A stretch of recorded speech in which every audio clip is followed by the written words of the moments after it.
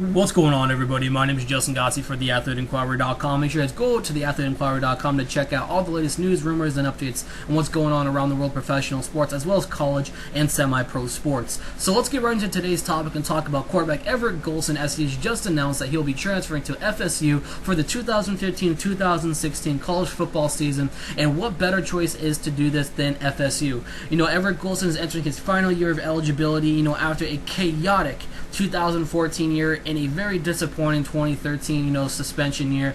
Everett Golson is now time to, move on from Notre Dame and start something fresh and new.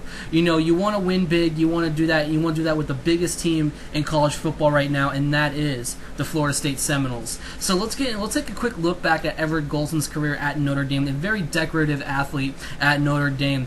His first year, not too bad. He made a bit of an impact there. Completing 58.8% of his completions or of his passes. 12 touchdowns, 6 interceptions. It was his first year with the squad. What do you expect? It's an adapting year. And Everett Golson, when you're looking at his first year with the team, it was good. It's a good start to him. 2013, it rendered in a very disappointing time for Everett Golson, as he was suspended due to academic situations, and he was no longer enrolled with the school. But surprisingly, he was able to return to the school. He had to sit out the entire 2013 year. He was not able to participate in the team's Pinstripe Bowl. It was later announced that he was admitted to cheating on a test, which led to his academic suspension. So that was just not the time for Everett Golson at the time. So 2014, he was able to return to the team, and he took off very well. He had a career high in completion percentage, 60% of his passes completed.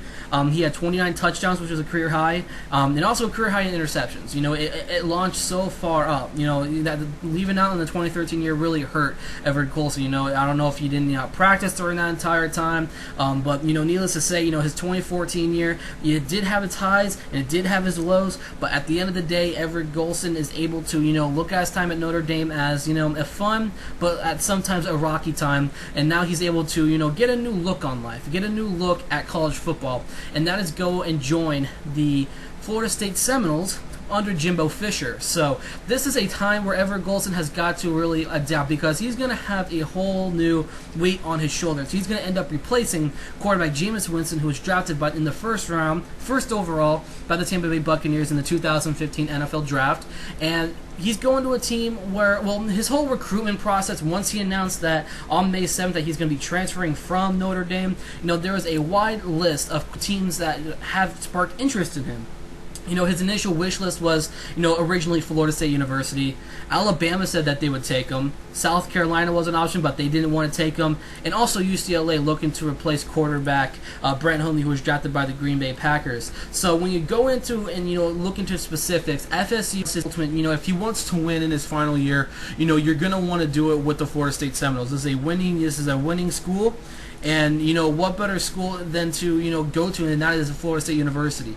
Now, trying to pull up the roster here, I'm trying to, find out on, who's going to be on his roster for him to mess around with, position-wise, at the wide receivers position. But like I said, Florida State Seminoles, they do have a bit of an easy schedule to start off the year. South Florida and Boston, Wake Forest. So, for those games are, ultimately, winnable. So you're going to have to go into the year, want to start off strong and everything. Now, when you go into the year, you look into your backfield, you're not going to have Carlos Williams, but you're going to have Dalvin Cook, a guy who has made a big impact for that squad. He had 8 touchdowns last year, and he's going to be that premier in that for the State Seminoles. So, it's going to be a high and fast-paced offense at Florida State, because Everett Golson's being a dual-threat quarterback, mainly a scrambling quarterback there. But needless to say, it's going to be it's going to be high-paced, and it's going to damage a lot of teams' defenses, the opposing teams' defenses, to try to catch up to a kind of offense that they're going to be running at Florida State. Now, when you go into their the wide receivers position, they did take a big bump here. Rashad Green is I want to say Rashad Green was drafted this year, but don't hold that. He was drafted by the Jacksonville Jaguars on the 5th round of this year's draft. Nickel is not. I know they have Travis Rudolph, they have Ermon Lane, Jesus Wilson. But when you go in to look at these guys they gotta step it up for Everett Golson. Everett Golson's going to be running the ball a whole lot, but he's still going to be big of an impact. Last year Jameis Winston turned this entire receiving core around. Travis Rudolph had 505 yards receiving with 4 touchdowns. Jesus Wilson had 527 yards receiving on 42 receptions for 4 touchdowns. It's just he's done a whole lot, but can Everett Golson adapt to the kind of offense in Florida State? I think he could, and I think this is why I think he's going to have a good season at Florida State University. He has the best wide receivers that he has had in years now. I think that it's going to end up, taking his performance to the next level. So if I had to sit here and predict on is Everett Golson going to have a huge year, is it going to bump his draft eligibility or his draft stock? Absolutely. I can see Everett Golson being a guy passing for around 3,000 yards. I'm not speaking 3,000 up to the 4,000 yard mark. It's going to be in the lower 3,000s. I can see him passing for about 22 to 23 touchdowns with about 10, 11 interceptions. I think that last year he made a lot of silly mistakes. I think now that he doesn't have any distractions on him, he's going to have a better offensive line. It's going to help him out a whole lot at Florida State University. So let me hear your guys' opinion about this, as Everett Golson has announced that he'll be transferring to Florida State University for his final year of eligibility. My name is Justin Gotze for the Athlete Inquirer, and I'll catch you guys in our next video.